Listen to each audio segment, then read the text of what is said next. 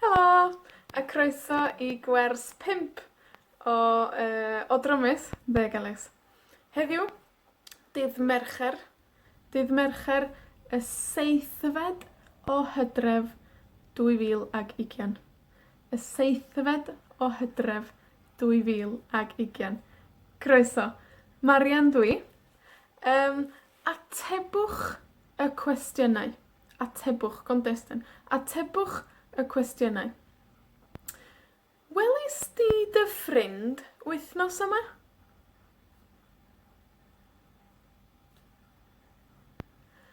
Welis di dy rieni wythnos yma?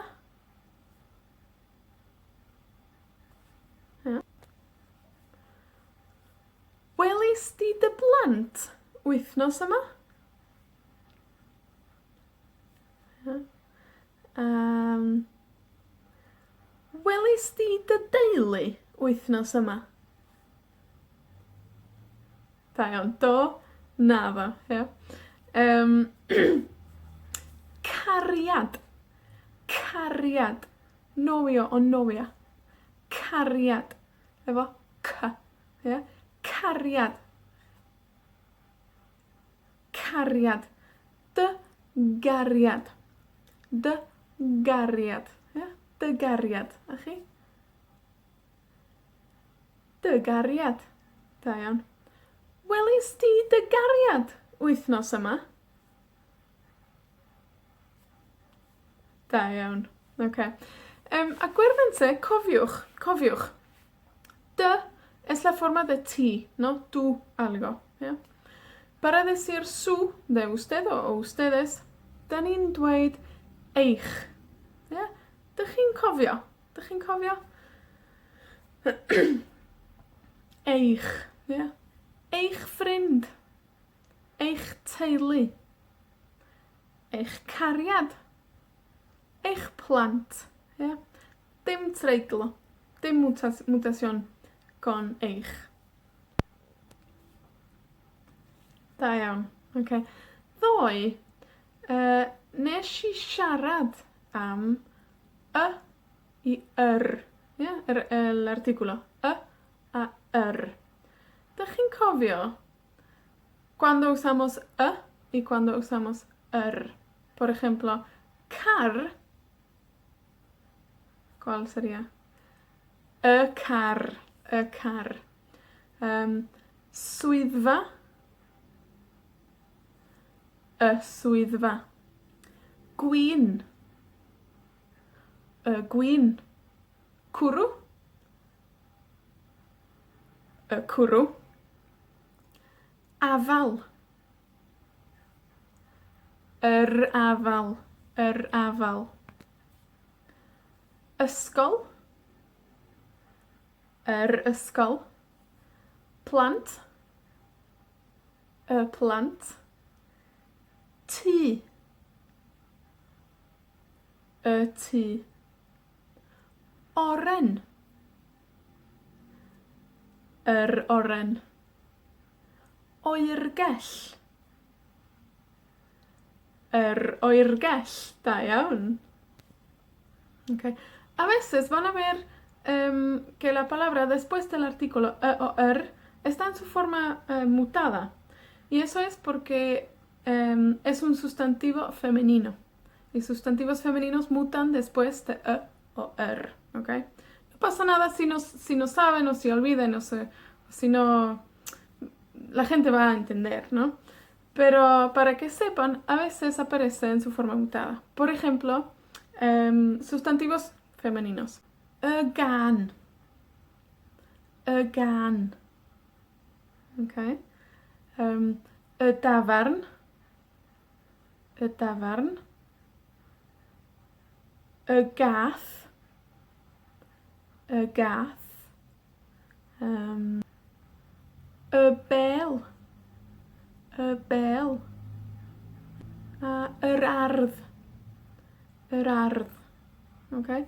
Vamos a ir otra vez, pero ahora vamos a decir la palabra sin la mutación y con la mutación, para que escuchen la pronunciación, la diferencia. Okay. Can.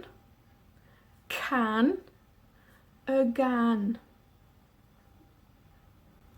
tafarn, tafarn, y dafarn, y dafarn. Cath, cath, y gath, y gath. Pêl, pêl, y bêl.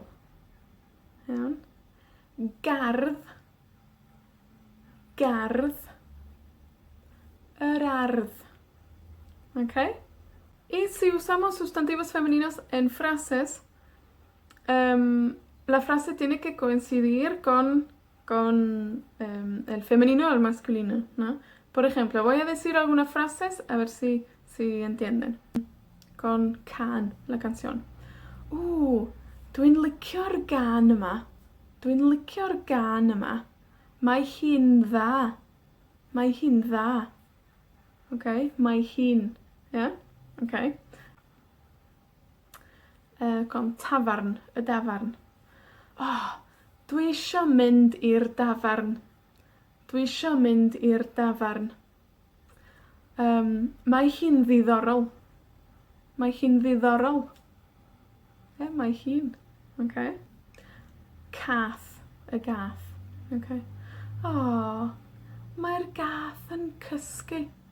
Mae'r gath yn cysgu. Mae'r gath yn cysgu. Mae hi wedi blino. Mae hi wedi blino. Okay, mae hi. Ble mae'r bêl? Ble mae'r bêl? Dwi isio chwarae pêl-droed. Ble mae'r bêl?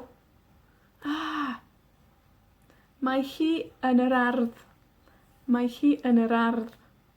Okay? Okay. Muchas veces no se sabe si una palabra es masculino o femenino en inglés. Así que no pasa nada si dicen mayo en vez de my he. ¿Okay?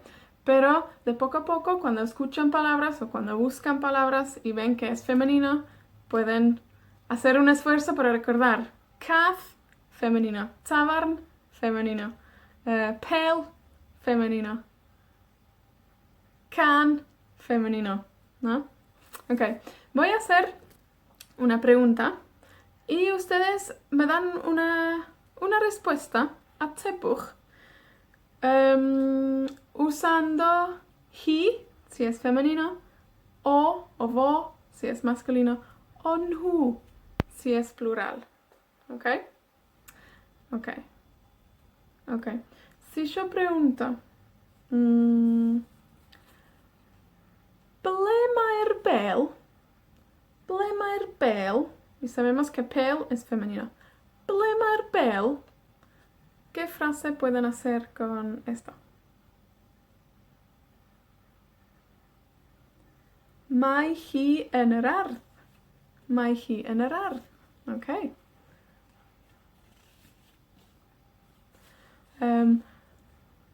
Ble mae'r gwin? Ble mae'r gwin? Y gwin es masculino. Okay. Ble mae'r gwin?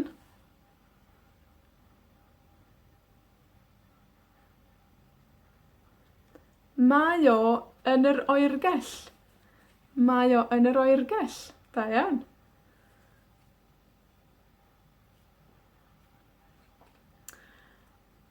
Ble mae'r plant?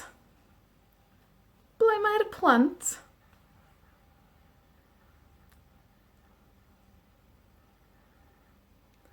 Mae nhw yn yr ysgol. Mae nhw yn yr ysgol, plural. Yeah? Mae nhw yn yr ysgol. Okay. Un arall. Ble mae'r gath? Ble mae'r gath? ¿Se acuerdan? Si gath es masculino o femenino.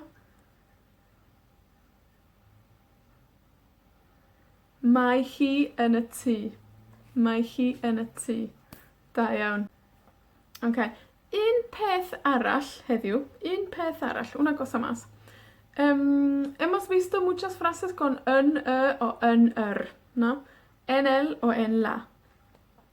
Para decir en un o en una, usamos la palabra mewn.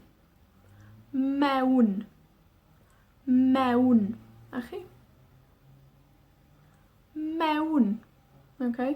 Si yo digo el lugar con n-e, ustedes me digan la palabra con mewn. ¿Ok? Ysgol. Yn yr ysgol. Con mewn. Mewn ysgol. Yeah? Yn yr ysgol. En la escuela. Mewn ysgol. En una escuela. Yn yr ysbyty. Mewn ysbyty. Yn yr ysbyty. Mewn ysbyty. Yn y swyddfa. Yn y swyddfa. En la oficina, pero en una oficina. Mewn swyddfa. Mewn swyddfa. Da iawn, okay. Tafarn. Yn y dafarn. Yn y dafarn, pero mewn tafarn. Okay. Yn y dafarn, mewn tafarn. Da iawn. So, tipyn bach heddiw sobre masculino y femenino y como eso influye las frases, ¿no? So, da iawn. Diolch yn fawr. Yfory, volvemos al pasado. Okay? Diolch yn fawr. Tan yfory. Hwyl.